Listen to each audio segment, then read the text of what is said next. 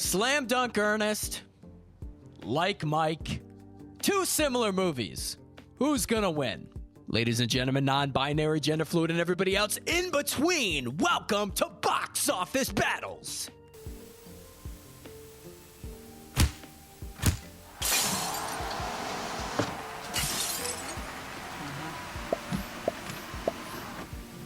This is a show where we pit two similar movies together, head-to-head, one-on-one, baby, and see who comes out on top. Today's episode, two movies about magical basketball shoes. Let's get into it. Thanks to Patreon supporter Alex H for the topic. If you want to pick the next topic for a video, become a Zen Master Patreon supporter, and I'll do it. No questions asked. Well, maybe I'll ask a few questions. In this fight, we have 3 rounds. The first round is plot. We're going to analyze the catalyst of the story and see how it flows. The second round is of the players, who makes up the stories and who the villains are. And the final bloody round is of audience reception, box office numbers, and legacy. A great way to end the fight. And stay tuned. I even asked some of my creator friends what they think of both movies. All right, Joey C, let's get this crazy train moving, baby.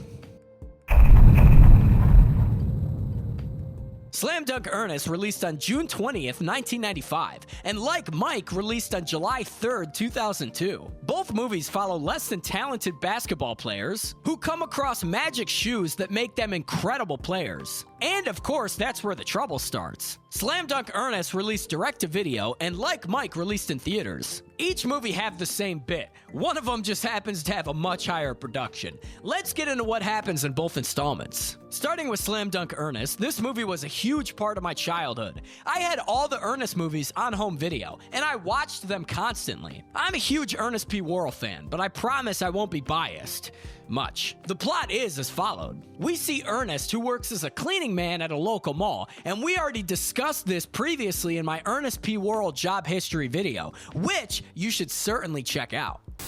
Moving on in 1995, we see Ernest as a mall janitor, I'm sensing a pattern here, in Slam Dunk Ernest, another direct-to-video movie. Now, this mall seemingly takes place in North Carolina, and we know that because IMDb says that the mall takes place in North Carolina. His coworkers have a basketball team, and he so desperately wants to join. Ernest causes a big mess at the mall and takes the fall for the mess, and the guys reluctantly let him join the team, but only as a cheerleader of sorts. They regret letting him join later that night when Ernest loses them the local game at the last second. After Ernest is yelled at and left in the locker room alone, he is visited by the Archangel of Basketball, which is absolutely such a ridiculous plot. The angel gives Ernest magic basketball shoes and is told not to misuse the shoes. You can see where this is going. The shoe store in the mall that displayed these same shoes earlier in the movie is ran by a demon in disguise. Again, I'm not kidding. The basketball team is on track to win the city championship. But in a tournament game, a key player gets injured, and Barry, the team captain, is told to either forfeit or find a new player. So now they are forced to let Ernest play in the tournament game. Ernest, wearing the magic shoes, soon finds out that the shoes give him an insane skill of basketball,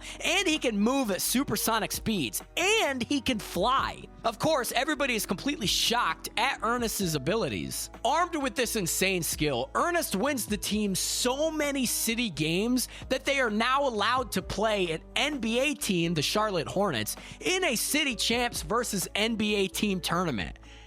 What? How would that even happen? The team starts to get fed up with Ernest because of his now giant ego. Let me explain. You see, the shoe store demon guy basically convinces Ernest all the money and fame and everything else in between in the world, ultimately destroying his sportsmanship and luring him to complete arrogance. Ernest becomes a complete ball hog. While this is happening, Barry's son, who looks up to Ernest, decides to steal the same type of shoes from the shoe store to become just like Ernest. During the final game, Ernest has a change of heart and lets his team do the hard work, get rid of the demon guy influencing him, and getting rid of the shoes. In doing so, it influences Quincy, Barry's son, to return the shoes that he stole. At first, this seems like a huge mistake, as he struggles without the magic boost. However, with the help of his teammates and his own determination, he manages to contribute to the game in a meaningful way. The team comes together and wins the championship, proving that teamwork and heart matter more than any supernatural talent. We basically find out that the demon was trying to corrupt Barry's son as well as Ernest,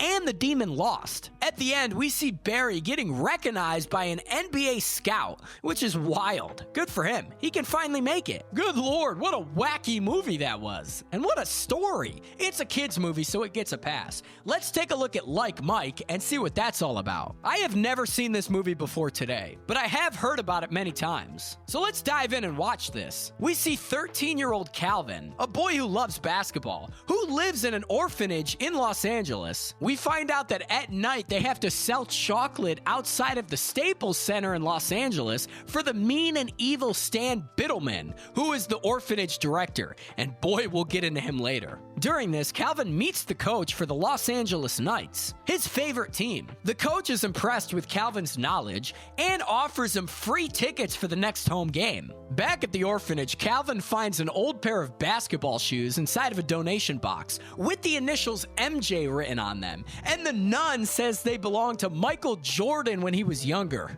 Yeah, right.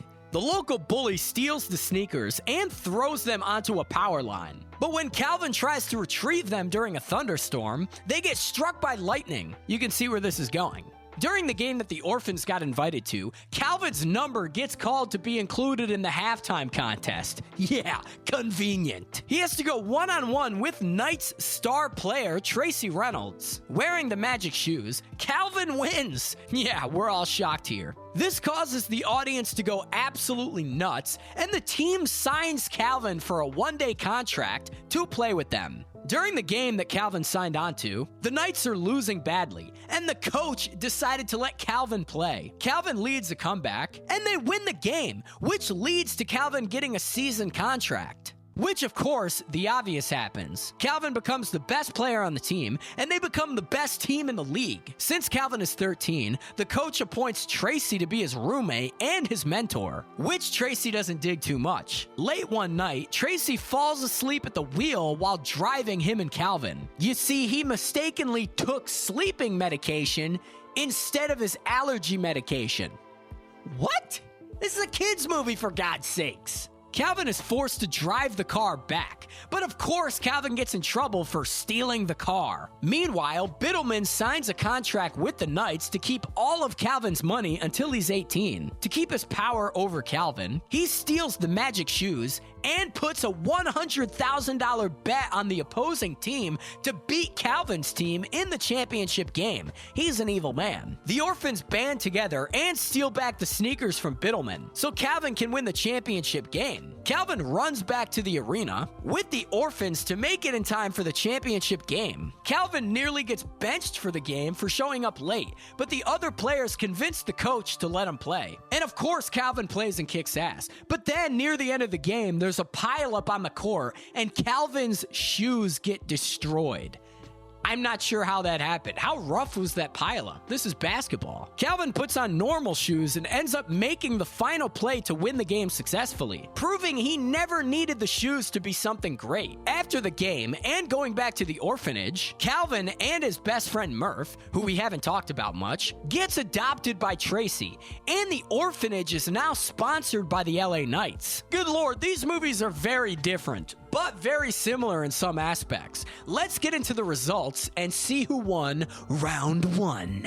Comparing the two is tough, as they always are in these type of things. Both movies have a very similar plot. A less than skilled basketball player comes across magic shoes that make them insanely good and rich and famous in the basketball world. But after some triumph and tribulations, the player has to ditch the shoes, go back to their normal selves, and win the game without the help of magic. In terms of emotional development, of course, Like Mike goes way deeper than Slam Dunk Ernest, considering there is actual hard-hitting storylines like child abandonment, adoption, and dealing with a guardian who wants to take advantage of you. Slam Dunk Ernest is just a goofy, unserious movie where the only emotional subplot is of Barry trying to teach his son the power of hard work. which he learns by the end. But the entire movie of Like Mike is filled with powerful emotions, character development of Calvin and Tracy, and real hard life lessons. So of course the winner of round 1, the plot, is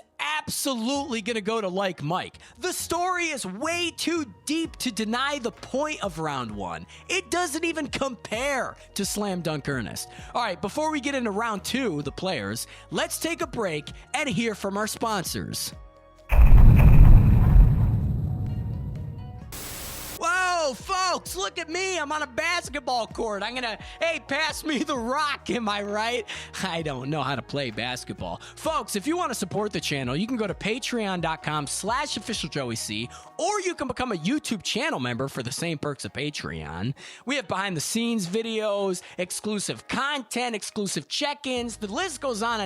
And like I said in the beginning of the movie, if you want to pick a video that I'll do, just join the Zen Master tier on Patreon, and I'll make the video no questions asked. That's exactly what I'm doing right now. Although this is a very good idea. I wish I thought of it. I did not. Shout out to Alex H. So if you want to support me, patreon.com/officialjoeyc or YouTube channel membership. All right, Joey C, send it back to the real video. Get me out of this basketball court. It really smells in here. Let's discuss the players of Slam Dunk Ernest. We already discussed the insanely talented star Jim Varney in our Hocus Pocus versus Ernest Scared Stupid episode. So let's play that clip. Leading the pack, we have the insanely talented funny man Jim Varney, who plays the Ernest character in 9 films and in over 900 commercials. So by this point, the Ernest character is at its best. Also interesting to note that Jim Varney is actually a Shakespearean actor. The guy is an absolute legend, man, and it's insane how good he is. Even in a shitty movie like this, Ernest is a legend. Besides Ernest, the only other crazy casting is Kareem Abdul-Jabbar, playing the archangel of basketball.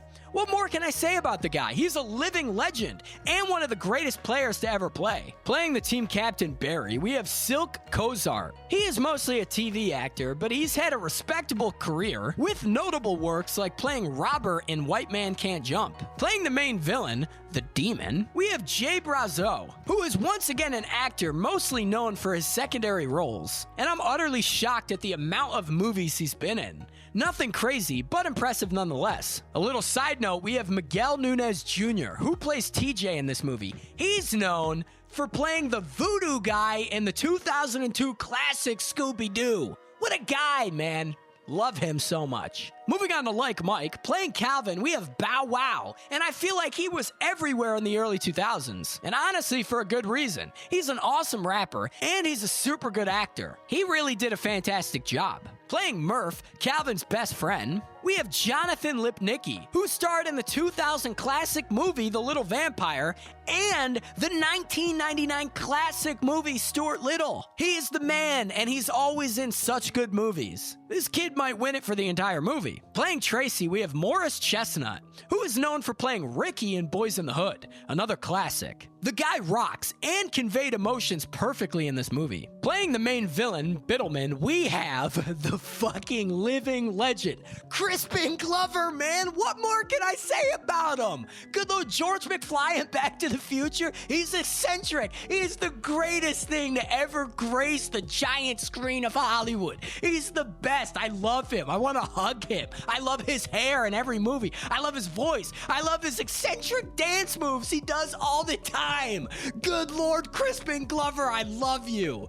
Oh man, we need more Crispin Glover in this world, man. Okay, before we go on a Crispin Glover fueled rant, we have to tally this all up and see who wins the players round. Like Mike had some wonderful actors in the cast with pretty solid chemistry, which is a stark contrast to Slam Dunk Ernest. That movie is a fucking casting mess. Literally, the only good thing about it is Jim Varney, who is holding the entire movie on his back. The guy is a fucking legend, and because of me being non-biased, guess what? I think the winner of round 2, the players, it has to go to Slam Dunk Ernest, baby! Ernest P. Worrell! You can't out-Ernest the Worrell, man. Sure, Bow Wow is amazing, and Crispin Glover is even fucking better.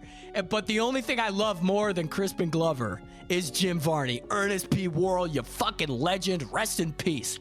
Chef's kiss. God, I love Crispin Glover. Going into the third and final bloody round of this brutal battle, it's 1-1. 1 to Slam Dunk Ernest, 1 to Like Mike. In this round, we're going to look at audience reception, box office numbers, and legacy. Looking at Slam Dunk Ernest, this was a direct-to-video movie, and from what I can see, it had about a $3 million budget, which is insane because it looks like it's way less than that. Since it's direct-to-video, we don't know what the earnings are. Side note, if you know how to find out that information, let me know. But based on its lack of official reviews and the director saying the movie didn't do so hot, I'm assuming it didn't make anybody rich. But since they made 2 more Ernest movies after this, I'm sure they made money. Taking a look at the Rotten Tomato scores, we don't even have an official number for the tomato meter, which is not looking good. And the popcorn meter, which is the audience score, it has a 31%. Good God, it is not looking good for Slam Dunk Ernest. And in terms of legacy of the movie, this movie is known to be really, really bad. Ooh. Moving on to Like Mike, it's hard for Ernest to compete because this got released in theaters. It had a budget of $30 million, which is wild, and it made $63 million, a major financial success. It was a major Hollywood movie with the actual NBA backing it. Looking at the Rotten Tomato scores, we have a 57% on the tomato meter and a 51% audience score.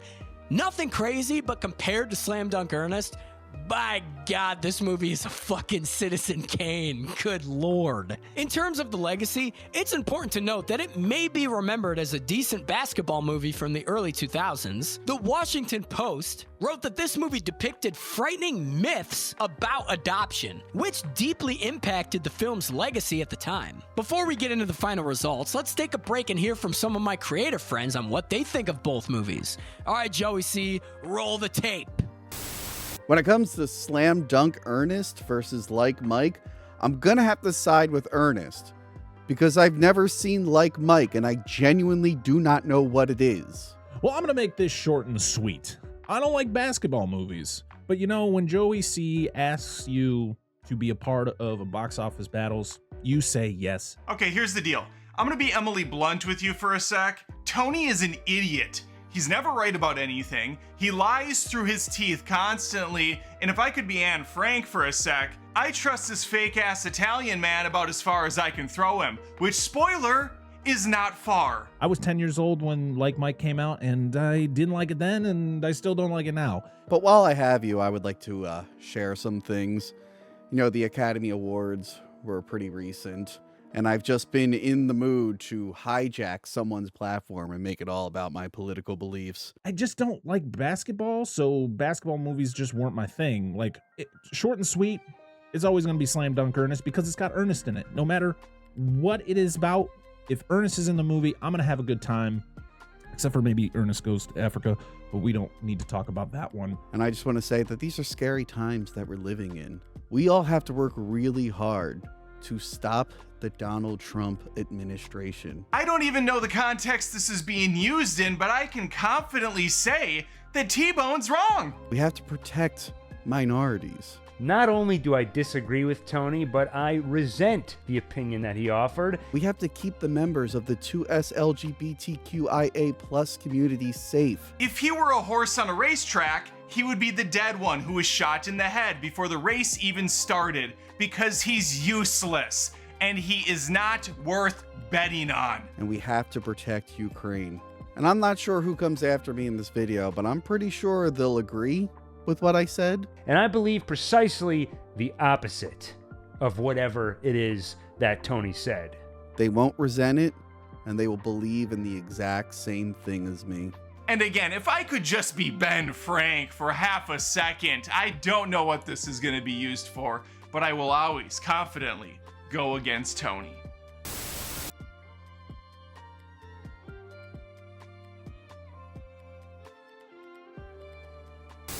Putting my own personal bias aside, I think the winner of this episode of Box Office Battles is, drumroll please, Like Mike.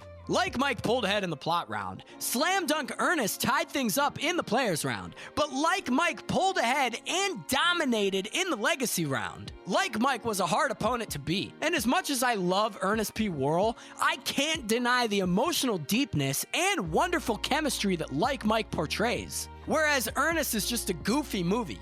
It's still fun though. I recommend watching both movies because they are both fine and fun. Folks! Thank you so much for watching this wonderful episode of Box Office Battles. Again, shout out to Alex H. for the idea, a Zen Master Patreon supporter. Greatly appreciate that. You know what to do if you want to pick the next one. I really appreciate this, folks. I hope you're enjoying this series. Box Office Battles is one of my favorite types of videos to make besides the examination videos. Hit the subscribe button because I'm almost at 5,000 subscribers, which is absolutely insane. If you want to support me over on Twitch, you can follow me there at twitch.tv/official Joey C. We do a lot of live streams there, and I already plugged the Patreon, so I don't need to do that again. Folks, join my Discord. Let me know in the comments below what you think of this movie, or do nothing. That's absolutely fine too. With that, I leave you with one important thing. Cherish the precious moments, be loved, and stay, dude. I'm out of here. Turn the green screen off.